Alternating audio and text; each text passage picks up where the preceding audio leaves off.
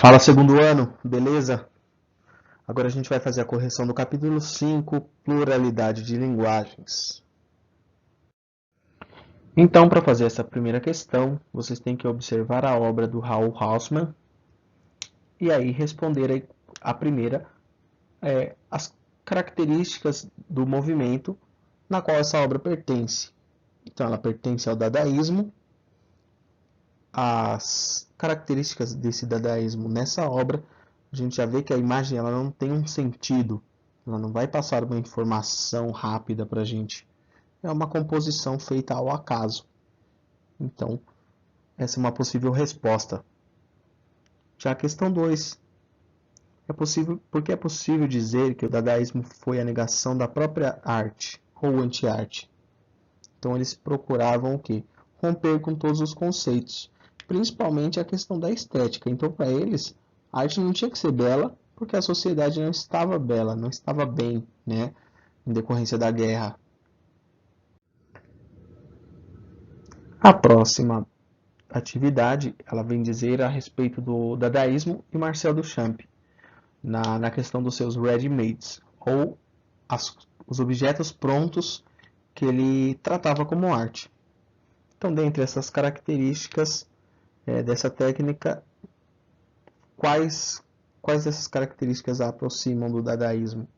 Então é o que? Você pegar qualquer objeto do cotidiano e atribuir um significado para ele. Então aquilo vai se tornar uma obra de arte. Por mais que muitos olhem e vai achar, não, isso não é arte.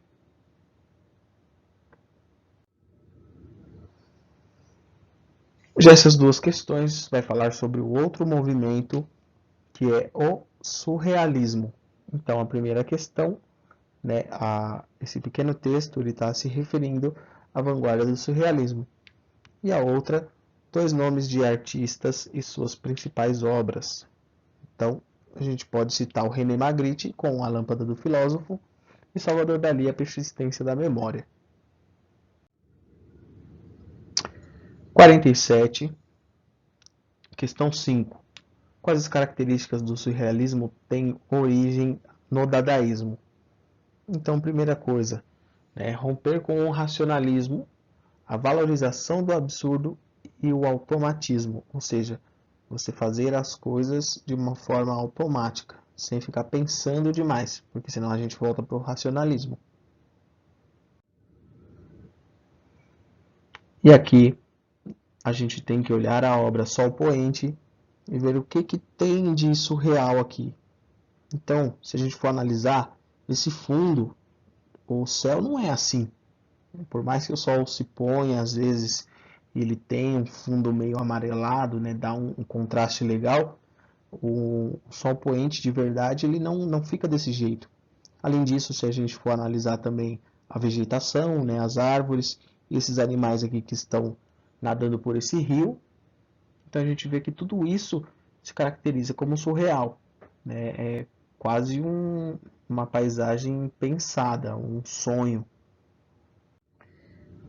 E na questão 7, vocês teriam que fazer uma pesquisa e procurar alguns artistas brasileiros nas suas variadas linguagens que tiveram influências ou do surrealismo ou do dadaísmo. Então eu coloquei alguns, que é o Flávio de Carvalho com sua obra, né, a sua performance chamada Tropical, Tarsila do Amaral com a obra A Lua e Cícero Dias com Alvorada Arquivada.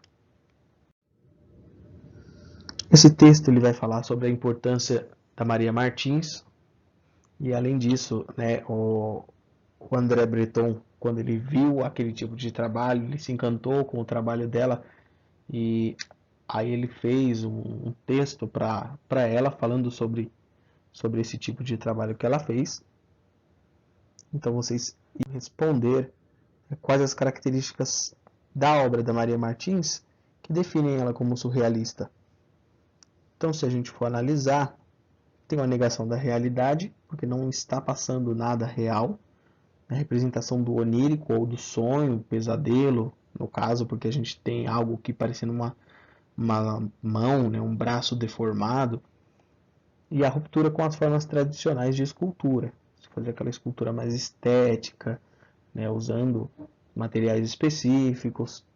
Aqui a gente já vê que foi algo meio que construído.